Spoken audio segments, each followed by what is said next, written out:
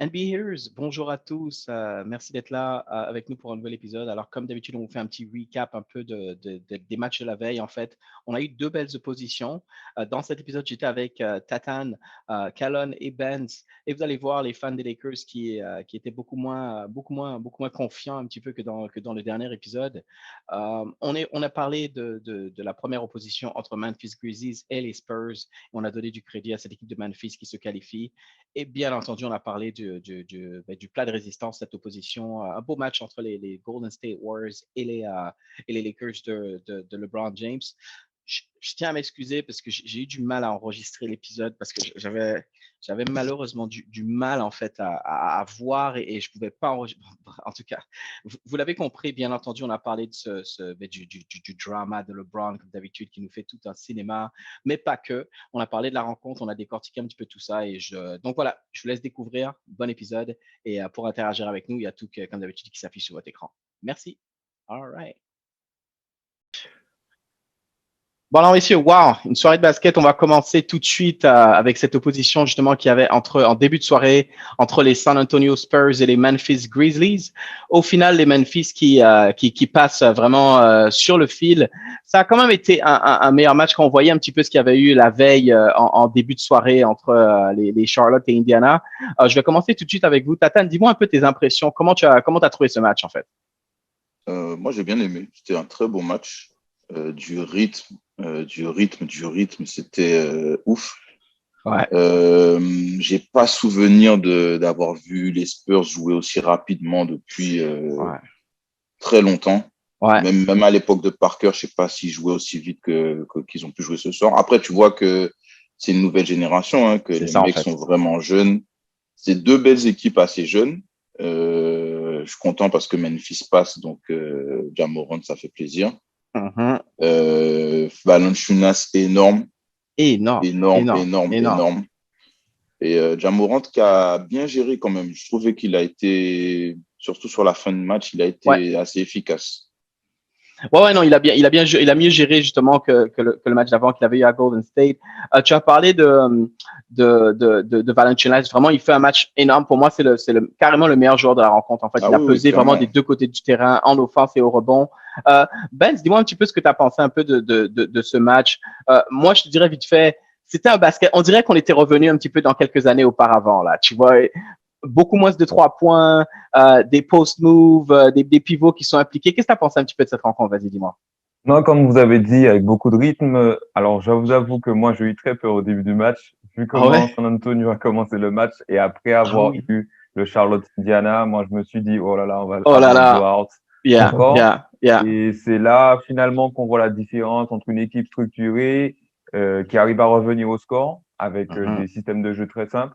Et puis, finalement, une équipe comme Charlotte qui a eu du mal à revenir dans le match. Donc, très content que San Antonio ait pu quand même recoller et puis rester dans le game. Après, ça pêche, je pense, enfin, de ce que moi j'ai vu, ça pêche encore trop à l'intérieur. Valanciunas, il a fait un hyper gros Un game, carnage, ouais. mais je pense Mhm. qu'il a pas eu une opposition qui a pu contrecarrer son jeu ou ses plans. Et après, ouais, beaucoup de rythme. J'ai vu que Memphis mettait beaucoup de rythme et au Ouais. début, ça a gêné et ça a surpris San Antonio.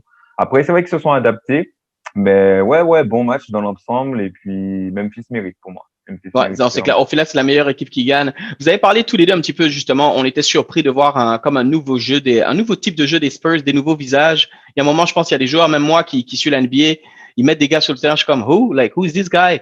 Et Calonne, justement, quand tu vois ça, qu'est-ce que tu penses, justement, d'un Popovich que tu as l'impression, le gars, il coach depuis quoi? Like, plus de 20 years, il a vu passer des différents joueurs, puis aujourd'hui, en playing tournament, il arrive à faire une équipe des Spurs être compétitive face à une équipe de Memphis. Qu'est-ce que tu penses un petit peu de Popovich et de son œuvre un peu? Alors, moi, ce que je pense, c'est que la NBA devrait mettre un truc en place. En début de saison, tu fais toutes les équipes jouer, en fait, tu fais jouer toutes les équipes, mais il y a une seule équipe que tu mets en playoff, c'est l'équipe de Pop. Parce que, non, mais tu le mets direct. En fait, parce que un gars comme ça, tu sais jamais ce qui va ramener le mec. Quand tu regardes Mmh, l'équipe, tu te dis, mais comment ils font pour arriver jusque-là? Et en j'avoue. plus, tenir en tête à Memphis comme ils l'ont fait, quoi. Parce que, enfin, mis à part DeRozan, Mais Murray, c'est un bon joueur d'avenir, mais mis à part ça, tu te dis, mais il n'a pas de joueur pour arriver jusque-là, mais c'est pop, quoi. Ouais, c'est clair. En plus, en fait, de toute façon, c'est comme s'ils se font éliminer, mais ils se font éliminer avec honneur, en fait. C'est ce qu'on veut voir, tu vois. Un match jusqu'au bout. D'accord, la meilleure équipe gagne. Bravo à Memphis et à Ja Morant et à Valanciunas. Et ils vont d'abord jouer justement le gagnant du match qu'on a vu, qu'on a envie de parler maintenant, le plat de résistance. Cette opposition avec les Lakers, je commence toujours avec vous. Allez-y, les gars. Vous avez pensé quoi de ça? Allez-y. Wow. Ben, comme j'étais sur ma lancée déjà. Waouh, quel match! Non, mais quel match! Don, j'ai failli te dire ce soir ne compte pas sur moi parce que j'étais à ça de dire bon, je vais me coucher, c'est bon, j'en ai marre. Hier, on a parlé, j'ai beaucoup parlé. J'ai dit nous, on va venir avec le couteau entre les dents parce que c'est pas notre place, on a rien à faire en play-in, etc. C'est pas ce que j'ai vu. C'est pas du tout ce que j'ai vu. On s'est sauvé parce qu'on a un tas de talent. Alors, je vais faire une déclaration parce que à Los Angeles, on détient la vérité. Dans la discussion discussion du GOAT, on connaît le real GOAT. Il s'appelle Caruso. Caruso. Quel match. Caruso, c'est le real GOAT. Non, c'est clair, il a une bonne performance de Caruso. Faut donner un crédit à Golden State quand même, les gars. Dites-moi ce que vous avez pensé, Benz. Parce que en face, ils ont posé des problèmes aux Lakers, là, quand même. Ça se joue à la toute fin, mais ils ont posé des problèmes. Donc, parle-moi un petit peu de la performance de Golden State, du plan de match qu'ils avaient et comment ils ont réussi à gérer cette rencontre, justement. Mais je prends ta question un peu à l'envers parce que, tu sais, là, à chaud, j'ai très, très peur des Lakers. Je dis ça franchement parce que j'ai pas vu un match abouti de leur part. J'ai pas vu AD dans une grande forme. LeBron James, pas non plus dans une grande forme. Je pense qu'il n'y a pas beaucoup d'équipes NBA qui auraient pu battre cette équipe de Golden State ce soir. Je les ai trouvés bien en place. Un gros Curry, il rate quelques shoots, mais même les role players, ils sont bien joués. Et là, je me dis, les mecs, ils arrivent à gagner alors que Golden State prépare si bien son match, reste dans ses plans de jeu. Ils ont été pas mauvais en défense ou les rotations défensives. Et là, je me dis, quand même, les Lakers partent avec la victoire. Ça va les mettre dans une confiance. C'est pas bon pour la suite pour les autres équipes. Hein. Wow, c'est un très bon point ce que tu apportes. Et justement, Tata, je veux entendre ta réaction. C'est sûr, ta chauffe. Montre-nous encore ce jersey de James qui représente, et parle-moi un peu de sa performance. Mais rebondis un peu sur ce que Ben a dit. Est-ce que c'est pas une bonne chose pour les Lakers, justement, qu'ils arrivent à gagner un match à la dure, là? C'est pas leur meilleur match, c'est pas leur meilleure performance, mais au final, ils sortent avec la victoire. Qu'est-ce que tu as pensé un petit peu de ça? Qu'est-ce que tu penses de ce point? Ils prennent la victoire, tant mieux. On va pas cracher dessus. Ouais. Mais moi, je suis un peu inquiet, justement. Ah, intéressant. Pourquoi? Vas-y. Un peu inquiet parce que la première mi-temps, il leur donne la première mi-temps. Ils jouent ils restent à 10, 12 points à peu près tout le match. Ouais. Et tu te dis que si la fin de match, ils jouent comme ça dès le début, en fait, il n'y a pas de match, en fait. Ouais. Le match est totalement différent. Il n'y a pas de stress, il n'y a pas d'inquiétude, il n'y a pas de mélodrama de LeBron, il n'y a pas d'inquiétude. Les mecs, ils joueraient sereinement et sans pression. Et Vogel aurait pu aussi mettre plus de joueurs en jeu parce que, on peut dire ce qu'on veut, mais moi, je comprends pas ses choix, en fait. Tu critiques un peu ses rotations. Vas-y, donne un un exemple. Sa rotation, il est, comme on disait avec Alan tout à l'heure, là, Schroeder qui reste dans le match très longtemps, alors qui force des entrées au panier bizarres, qui donne le ballon à Golden State, alors que, on a Caruso, on a le White Goat qui est là, en fait. Là, et qui est efficace, de ouf. On a Drummond qui sert absolument à rien. Gasol, ça, faut le dire. Il a été horrible, vraiment. Gasol qui fait pas 2 minutes. Harrell, on ne sait pas où il est, alors que Drummond n'apporte rien. Après, AD a joué en 5, c'était intéressant, mais sur cette rotation-là, ils tiennent pas tous les playoffs. C'est pas possible. Mais en même temps, et Calonne rebondit un peu sur ce qu'il a dit, Tatane, ne penses-tu pas justement que le play-in tournament, enfin, les Lakers, ils vont monter un peu en puissance, là. Vogel, est-ce que après ce que tu as vu comme campagne de playoff l'année dernière, est-ce que tu lui fais pas confiance justement pour plus les playoffs vont avancer en fonction des match-ups, d'ajuster un peu sa rotation et de faire les corrections? Qu'est-ce que tu penses de ça, en fait, Calonne? Alors, c'est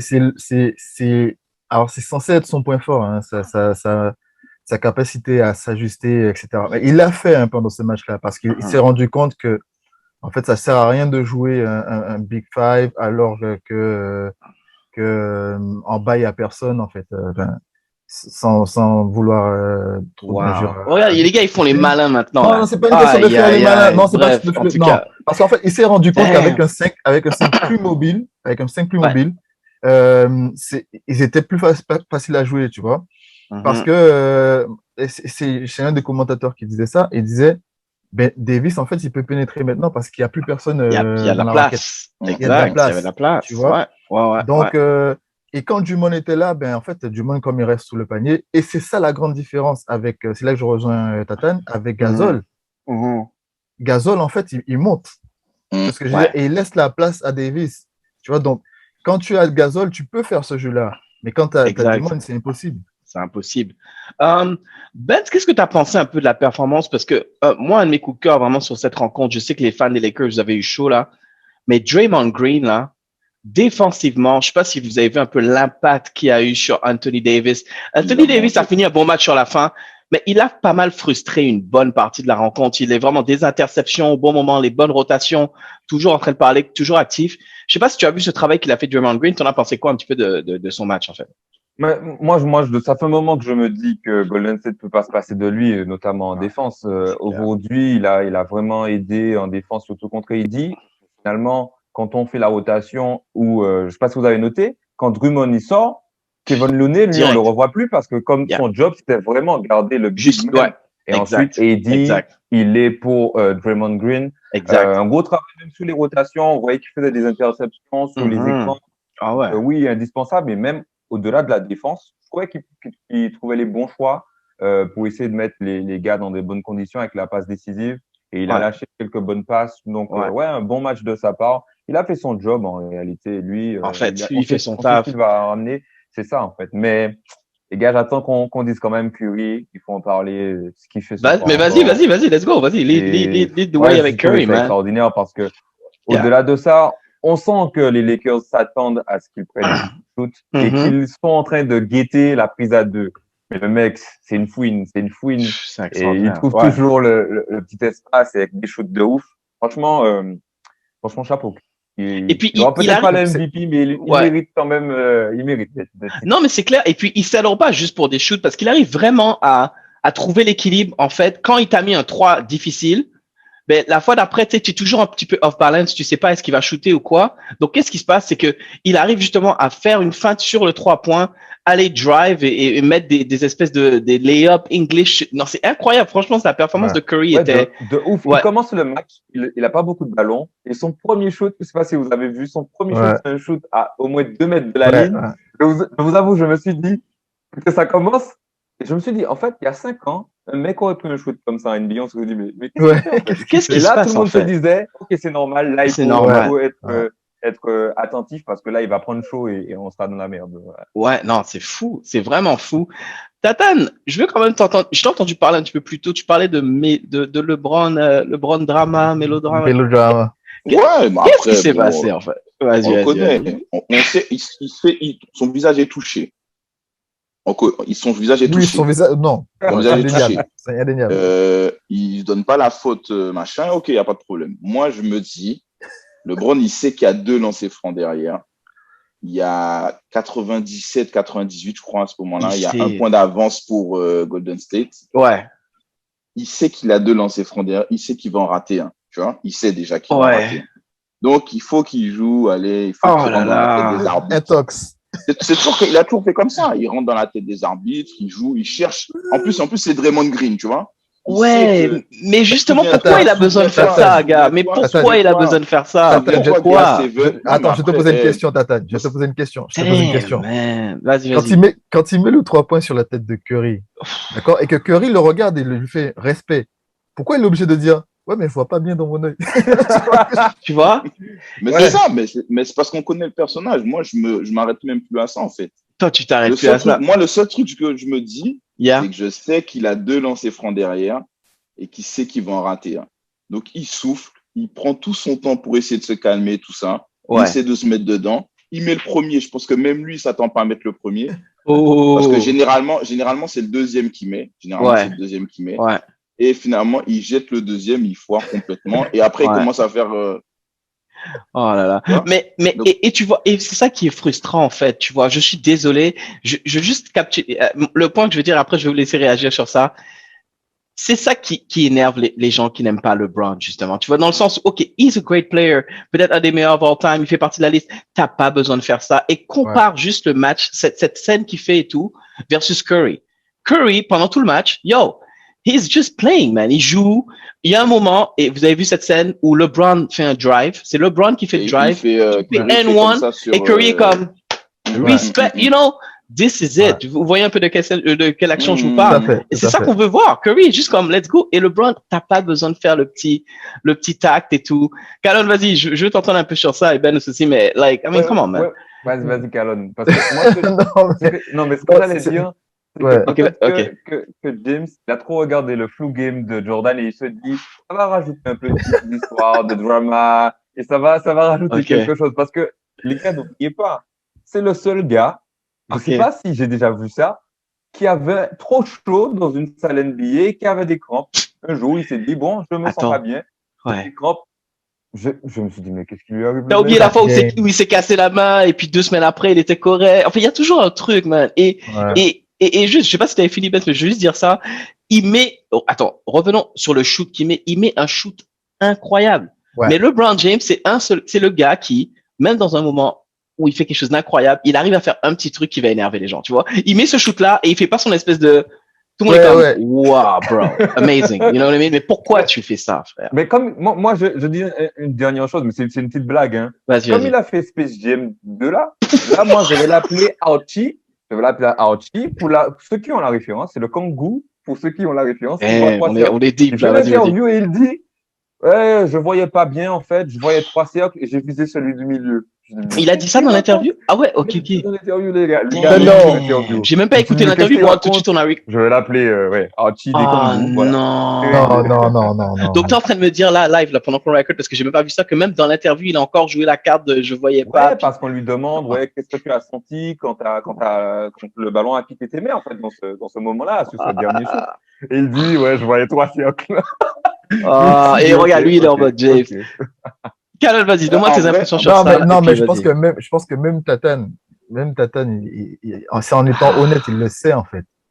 Il le sait. Et non, mais moi, je sais qu'il est comme ça, le gars. Donc, je m'arrête pas à ça, en fait. Je m'arrête même plus à ces trucs-là, en fait. Je préfère m'arrêter quand on va tailler s'il avait raté le shoot, par exemple. Tu vois? On dise, ouais, il est pas clutch, machin. J'aurais préféré qu'on parle de ça plutôt que.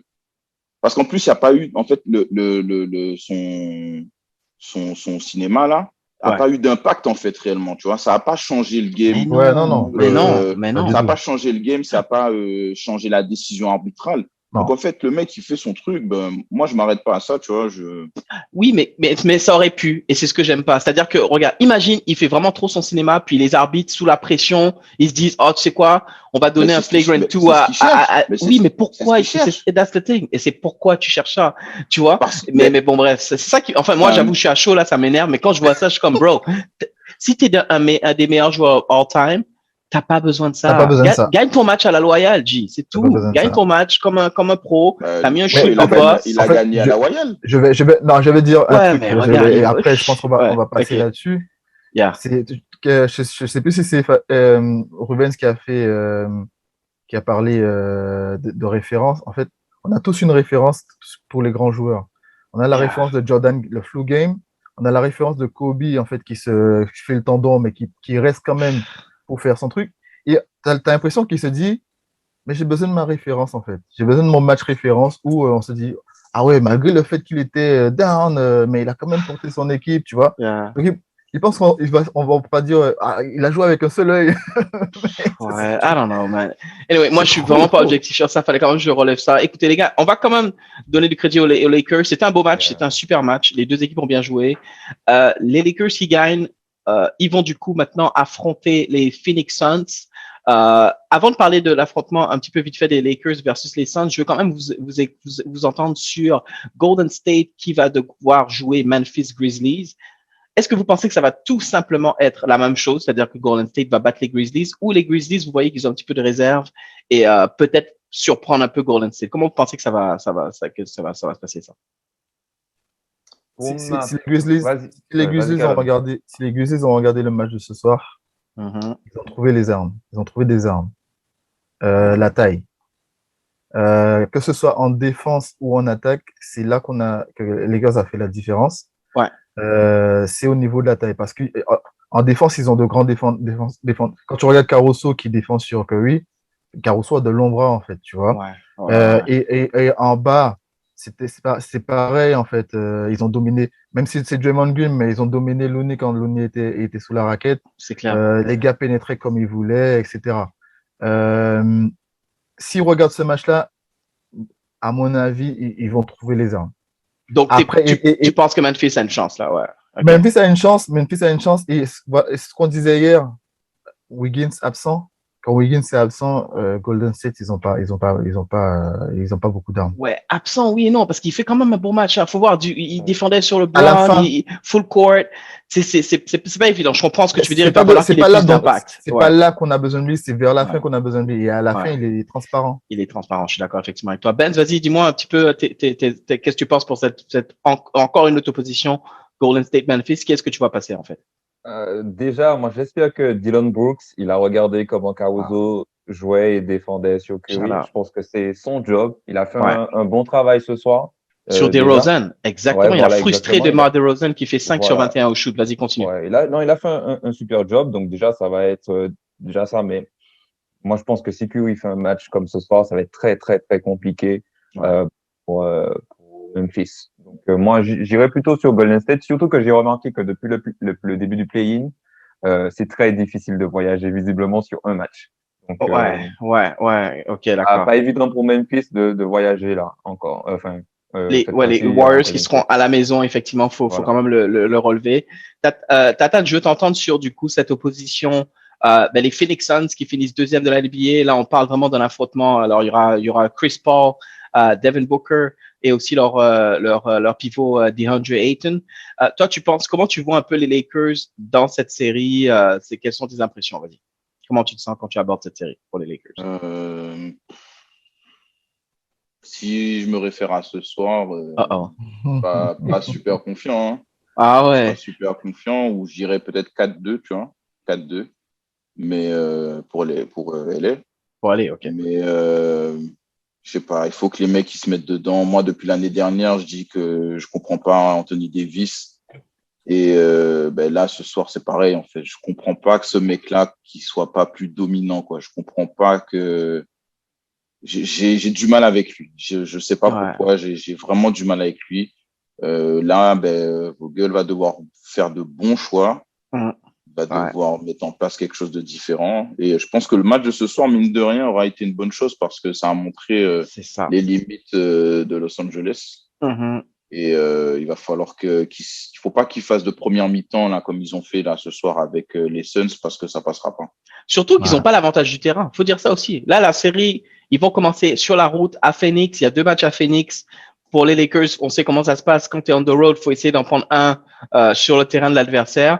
Tu as tout à fait raison. Moi, je pense que Vogel, il va regarder le film, il va montrer ça aux gars en leur disant, guys, on est la meilleure défense de la ligue. Si on doit tout de suite essayer de mettre un ton et bien commencer nos matchs. Je vais vous laisser réagir sur ça. Après, on va faire, mais vas-y, Calotte. Je ne compte pas dessus. Je ne compte pas dessus du tout. Non, en fait, c'est une réalité. Hein. J'ai dit ça l'année dernière pour les playoffs. Et pendant toute la saison, je me dis la même chose. Je sais pas si c'est un problème de Vogel. Les Lakers n'attaquent jamais un match à fond. Jamais. J'ai regardé toute la saison. En même temps, c'est vrai, c'est des vétérans, ils sont diesel. Même si.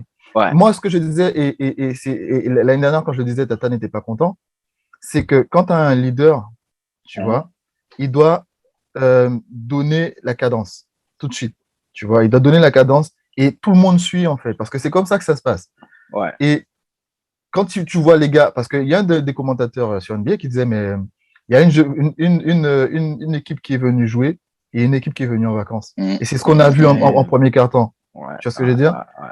Les gars, ils viennent et tu vois même dans leur style de jeu, pendant que Golden State poussent la cadence. Eux, ils remontent comme ça, la balle, ils font des petites passes. Ouais, Non, on est au ouais. playoff, les gars. Faut monter d'un cran. Et ils l'ont fait l'année dernière. Ils l'ont fait cette saison. Je ne les vois pas changer de système. Je suis très content en tout cas de voir le contraste entre vous qui la veille, voilà, ça popait des callers en mode super confiant. Maintenant, les gars, ils ont un petit peu de réserve, ils sont comme OK, faut que les gars se réveillent. Benz, vas-y. On a gagné, Non, non, c'est en tout on a cas, gagné. c'est clair, la victoire elle est là. Benz, on va finir sur toi un petit peu. Dis-moi tes pronos un peu. Donc du coup, Calonne, j'imagine que tu vois quand même Phoenix, enfin Lakers gagner, mais Oui, bien pas. sûr. Ouais, voilà, bien sûr, jamais parti contre. Toi, Benz, pour finir, est-ce que tu penses que Phoenix peut créer la surprise là pour les Mais Lakers? c'est très intéressant ce que tu dis, Don. Tu vois, les Lakers ont trop d'étoiles. Tu vois, ils deviennent difficiles Tu as vu ça, gars? dans l'approche des matchs. T'as Et vu ça, en gars? plus, les deux pensent que les Lakers vont passer, mais ils vont chercher la petite, comment passer bien, comment faire une superbe série du 4-0. Bon, Yeah. moi, je suis du côté du 4-3 à chaque fois, donc je suis obligé de faire avec moi. Mais moi, je me vous dis, s'ils avaient perdu, je me serais dit, ah, là, ça aurait peut-être commencé à créer des problèmes. Ouais. En plus, il y a des gars qui jouent pas, qui ont commencé à dire aux Lakers que ça posait souci. Maurice, Matthews. Là, ils sont passés, ils Passe, ont tu fait vois. le C'est ça, le job sans. résultat est Et là. là, ils vont Ouais, se c'est dire, ça. les gars, voyez, on a gagné, sans même vraiment se forcer. Alors, j'espère qu'ils vont pas continuer dans ça, en fait, non, quand même. Dans les playoffs, Phoenix, ils sont Ouais. quand même deuxième. Il faut s'y mettre quand même. Mais là, ils vont se dire, bon, OK, on a quand même des acquis. Et on va maintenant montrer à Phoenix ce qu'on a dans le ventre, puisqu'on n'a pas encore dévoilé toutes nos réserves. Mais donc, je pense que les Lakers vont passer contre Phoenix. Mais Phoenix, quand même, c'est une grosse équipe. Il y a quelques soucis qu'ils vont devoir gérer, C'est ça. Ouais. qu'ils n'ont pas eu à gérer contre Golden State déjà à l'intérieur. Et puis avec un meneur comme Chris Paul et Booker, d'autres problématiques qui Et nous, s'ajoutent on a à Rich l'équation. Paul. Nous, on a Rich Paul, nous. C'est les gars. Ok, les gars, vraiment, on va finir sans même pas parler de Rich Paul, parce que moi, Il y je a commence à avoir. Oui, vas-y. juste un truc pour ce que disait Calonne là sur le rythme. Mais effectivement, sur ce match-là, en fait, je sais pas, LeBron, il a pas beaucoup, enfin, je trouve qu'il a pas beaucoup joué. Non, mais il est limité par les minutes. Je- Je sais pas si tu Oui. savais. C'est ce que tu allais dire? il est toujours Alors, en, il devait, Normalement, oui. par rapport à sa cheville, il disait, et on va finir sur ça, il disait que normalement, Vogel voulait idéalement le faire jouer 30 minutes seulement. C'était ça le goal. ouais, Sauf que mais vu comment le match s'est moi, déroulé, malheureusement, il a j'ai joué un peu trouvé plus que effectivement, 30 minutes. Ouais, je ouais. trouvais effectivement qu'il a pas beaucoup joué et, Ouais. à la fin du troisième quart-temps, il reste que 2 minutes 30, je crois, quand il rentre. Mhm. Il rentre et effectivement, il joue complètement différemment, en fait. On Yeah. dirait, il se réveille et Ouais. il fait 2 interceptions, 2 passes décisives, un 3 points, enfin, et ça change complètement. Pour revenir sur ce que disait Calonne, en fait. Et le problème, Mhm. c'est que s'ils font pas ça depuis le début, Ouais. ils vont toujours se retrouver Ça va en toujours- galère et à T'as devoir raison. aller tirer dans les réserves pour se sauver en fin de match, quoi. Ah, non, t'as tout à fait raison. Écoute, on va finir sur ça. On va voir ce que les Lakers vont pouvoir faire pour la suite. Les gars, merci pour cette discussion. Et puis, on va se retrouver encore pour d'autres épisodes. Là, on est en mode, on couvre les playoffs. Là, ça continue, on n'arrête pas. OK? Merci, hein. Bonne Yes. soirée, guys. Ciao. All right.